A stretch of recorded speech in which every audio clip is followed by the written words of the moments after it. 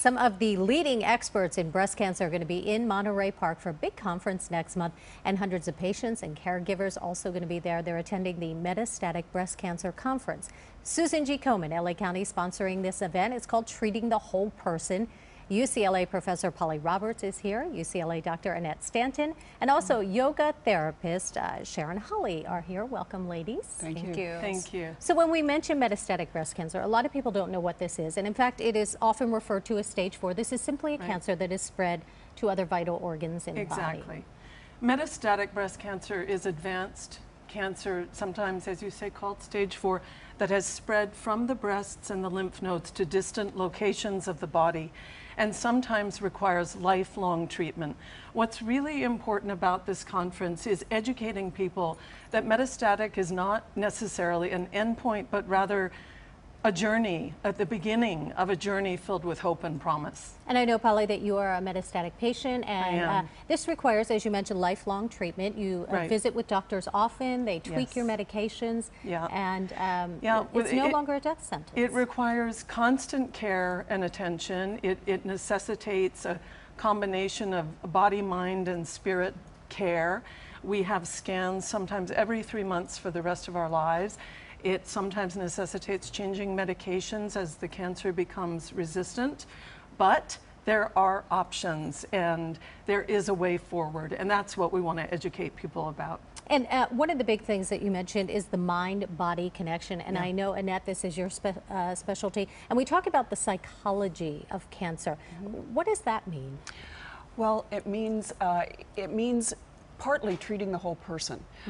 And so it means the consequences that women with metastatic disease experience. For example, they may feel depressed, they may feel anxious. Metastatic disease is often a moving target, so there are repeated treatments and different treatments. And it's very different than early stage disease in the psychological aspect. I would imagine that some of the patients also don't feel like they're in control. That's absolutely true. And in fact, the ways that women can find to be in control, they may not be in ultimate control of their disease, but there are many things in life that they can control. And we find in our research that that sense of control is important in living well with the disease. So at this conference, it's not going to be about just informing people about it. This is also how to treat, how to cope, and how to not just live, but live well, really. Yes, live well with the disease, because you have the disease, but it doesn't have to control your life. Polly, what are some of the things that you're doing to make sure that you do this, live well? Well, for me personally, first of all, I've been so fortunate to have an outstanding doctor, Dr. Olga Olevsky at UCLA.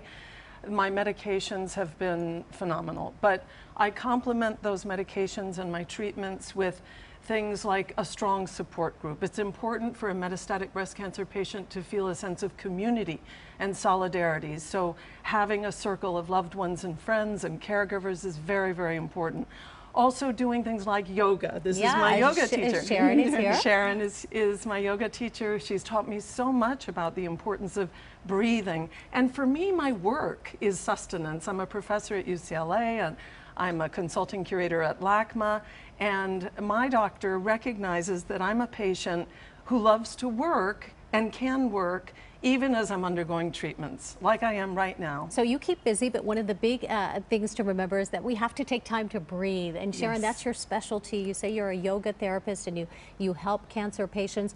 And you're here to give us a little bit of a demonstration on what we can do. And this just doesn't apply to breast cancer patients. It really applies to everyone in life. They just need to stop and take a moment. Exactly. You know, that stop and smell the roses is true. You know, we just need to stop and take that pause.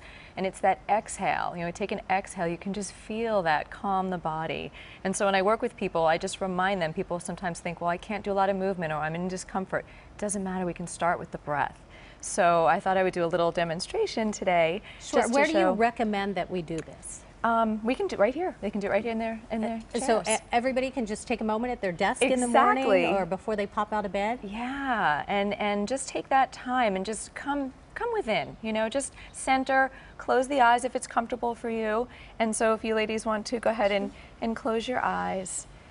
And the first thing we do is just begin to notice the breath. So just notice where it is in your body.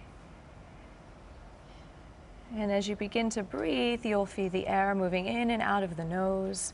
If that's comfortable for you to continue breathing that way, if not, you can feel free to breathe in through the nose and out through the mouth. So they're maintaining posture, hands resting in the Yeah. laps. And just noticing, if you're feeling as though you're sitting tall and growing, each inhale is nurturing your body, and each exhale is letting go. And how long should they be doing that? You can do it starting from a minute. You can do it for a minute. And I like to just have this idea of a waterfall. So as you inhale, you grow tall. And as you exhale, imagine the breath flowing down from the top of your head all the way down to your toes. We're gonna Releasing any We're going to tension. let them continue their Great. meditation. Polly, Annette, thank you very much for being here, all three of you. The Treating the Thank Whole you. Thank you. Person event, it is sponsored by Susan G. Komen, LA County.